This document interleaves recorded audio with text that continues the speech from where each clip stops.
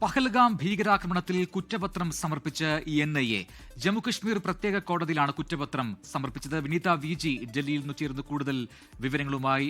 വിനീത, പഹൽഗാം ഭീകരാക്രമണത്തിലെ കുറ്റപത്രത്തിൽ എന്തൊക്കെ കാര്യങ്ങൾ പറയുന്നുണ്ട് NIA?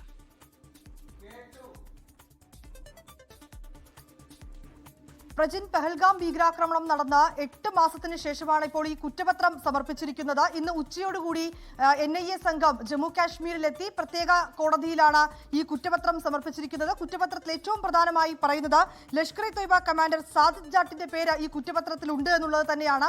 ഈ ആക്രമണം ആസൂത്രണം ചെയ്തിരുന്നതിൽ മുഖ്യ പങ്ക് ഈ സാദിഖ് ജാട്ടിന് ഉണ്ട് എന്നും NIA പറയുന്നുണ്ട്. ഈ സാദിഖ് ജാട്ടിന്റെ പേരിന് പുറമെ തന്നെ ജമ്മു കാശ്മീരിലെ ഈ ഭീകരാക്രമണം നടത്തിയ 6 ഭീകരരുടെ പേരുകൾ ഈ കുറ്റപത്രത്തിൽ സൂചിപ്പിച്ചിരിക്കുന്നത്. ഇതിൽ 3 പേർ നേരത്തെ തന്നെ ഇവരുടെ വിവരങ്ങളും ഇവരുടെ ചിത്രങ്ങളും അടക്കം പുറത്തു വന്നിട്ടുണ്ടായിരുന്നു. ഈ 3 പേർ പിന്നീട് ഓപ്പറേഷൻ മഹാദേവിൽ കൊല്ലപ്പെടുകയും ചെയ്തിട്ടുണ്ട്. ഈ വിശദാംശങ്ങൾ അടക്കം ഈ കുറ്റപത്രത്തിൽ ഉണ്ട് എന്നാണ് ഇപ്പോൾ നമുക്ക് മനസ്സിലാക്കാൻ കഴിയുന്നത്. ഒപ്പം തന്നെ 6 ഭീകരരുടെ പേരുകളാണ് കുറ്റപത്രത്തിൽ സൂചിപ്പിച്ചിരിക്കുന്നത്. ഈ ലഷ്കർ ഇ തൊയ്ബയുടെ ഉൾപ്പെടെയുള്ള പങ്ക്, ഈ ലഷ്കർ ഇ തൊയ്ബ മുഖ്യ സൂത്രധാരൻ ഉൾപ്പെടെയുള്ള ഈ സാദിഖ് ജാട്ടിന്റെ പങ്ക് ഉൾപ്പെടെയുള്ള കാര്യങ്ങളും കുറ്റപത്രത്തിൽ വ്യക്തമാക്കിയിട്ടുണ്ട്. ഈ 8 മാസത്തിന് ശേഷമാണ് വളരെ കൃത്യമായ ഒരു അന്വേഷണം നടത്തുകയും വിശദമായിട്ടുള്ള കുറ്റപത്രം ഇപ്പോൾ NIA സമർപ്പിച്ചിരിക്കുകയും ചെയ്തിരിക്കുന്നത്. ജമ്മു കാശ്മീരിലെ പ്രത്യേക കോടതിയിലാണ് ഇന്ന് ഉച്ചയോടുകൂടി NIA സംഘം എത്തുകയും കുറ്റപത്രം സമർപ്പിക്കുകയും ചെയ്തിരിക്കുന്നത്.